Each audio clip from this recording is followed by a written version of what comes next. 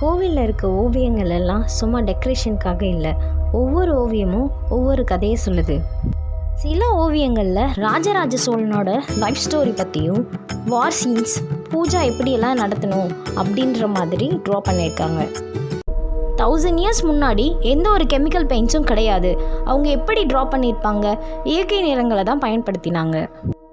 அந்த natural colours என்னென்னா soil, minerals, herbs, இதுலேருந்து கலரை தயாரிக்க ஸ்டார்ட் பண்ணாங்க. ரெட் சாயிலை ரெட் கலராக யூஸ் பண்ணாங்க. மினரல்ஸை பல்வேறு நிறங்களில் யூஸ் பண்ணாங்க. சார்கோலை பிளாக் கலராக யூஸ் பண்ணாங்க. சுண்ணாம்பு ஒயிட் கலராக யூஸ் பண்ணாங்க. இன்னும் சில கலருக்காக இலைகள், பூக்கள், வேர் இதுலேருந்து சாறு எடுத்து அதை நிறமாக யூஸ் பண்ணாங்க. கலர்ஸ் மட்டும் இருந்தால் பெயிண்டிங் கம்ப்ளீட் ஆகிடுமா?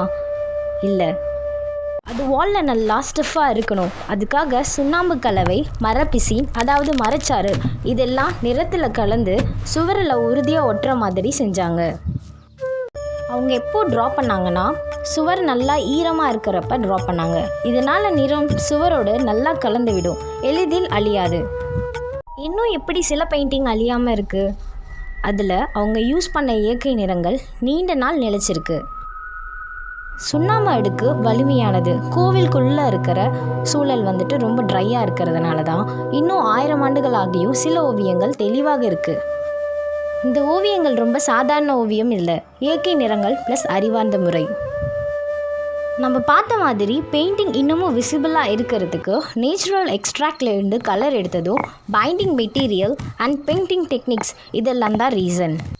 பெயிண்டிங் டெக்னிக்கில் நம்ம பார்த்தோம்ல, வால் ஸ்லைட்லி வெட்டாக இருக்கிறப்போ ட்ரா பண்ணாங்கன்ட்டு, அது ஃப்ரிஸ்கோ ஸ்டைல் அப்படின்னு சொல்லலாம். இந்த ஸ்டைல் யூஸ் பண்ணி கலர் பண்ணால் கலர்ஸ் வாலோட பிளெண்ட் ஆகிடும், லாங் லாஸ்டிங்காக இருக்கும். கோவிலோட இன்டீரியர் ரொம்ப ட்ரையாக இருக்கிறது ஒரு ரீசனாக இருக்குது.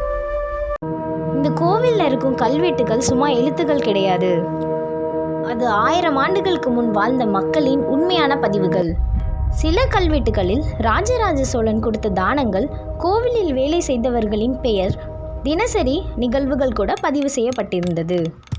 அந்த காலத்தில் நடந்த விஷயங்கள் எப்படி இவ்வளோ டீட்டெயிலாக இருக்குது? இன்னும் புரியாத சில ரகசியங்கள் இந்த கல்வெட்டுகளில் மறைஞ்சிருக்கு. அதெல்லாம் என்னதுன்னு அடுத்த எபிசோடில் பார்க்கலாமா?